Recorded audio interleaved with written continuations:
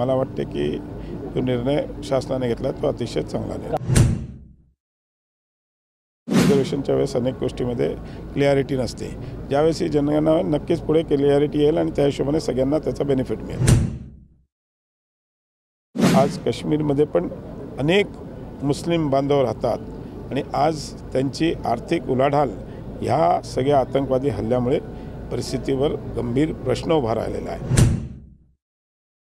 अनेक वर्षापासून अनेक संघटना जातीने या जनगणना व्हावी अशी मागणी करत होते आणि काल शासनाने जो निर्णय घेतला हा सर्व देशभरामध्ये प्रत्येक घटकातल्या माणसाची जनगणना जर झाली नागरिकाची तर नक्कीच येणाऱ्या काळामध्ये जे काही सरकारच्या माध्यमातून योजना केल्या जातात त्यामुळे विविध गटातील मग OBC असेल, भटक्या विमुक्त असतील, SC असतील, SC/BC असतील, या सगळ्यांना त्याचा नक्कीच फायदा होणार आहे आणि मला वाटते की जो निर्णय शासनाने घेतला तो अतिशय चांगला निर्णय। काय फायदा होईल असं आपल्याला वाटतं? अनेक जनगणना झाल्यावर आता कसं असते रिझर्वेशनच्या वेळेस अनेक गोष्टीमध्ये क्लिअरिटी नसते, ज्यावेळेस ही जनगणना नक्कीच पुढे क्लिअरिटी येईल आणि त्या हिशोबाने सगळ्यांना त्याचा बेनिफिट मिळेल। सर, युद्ध हवा की बुद्ध हवा, आपलं वैयक्तिक काय मत आहे? एक गोष्ट लक्षात ठेवा, प्रत्येक भारतीय नागरिकांच्या मनामध्ये आज चीड आहे की एवढं शांत सगळीकडे चालत असताना 10 वर्ष काश्मीरची परिस्थिती अतिशय वाईट होती।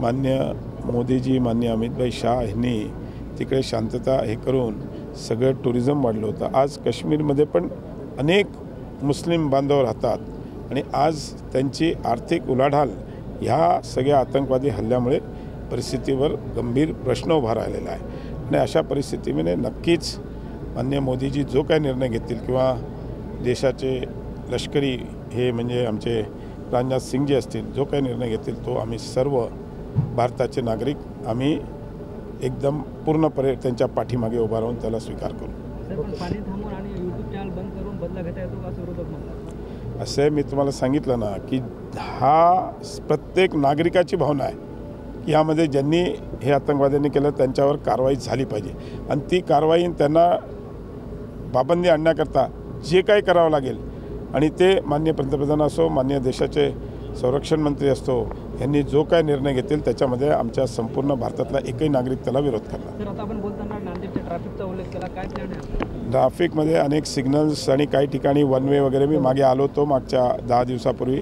त्या दिवशी महापालिका आणि पोलीस आयुक्तांबरोबर मी बैठक घेतली होती आणि त्या बैठकीमध्ये ओव्हरऑल जे माझ्या लक्षात आलं त्याच्यावर आम्ही आता उपाययोजना तयार करायला सांगितली आणि लवकरच ती मंजूर करू।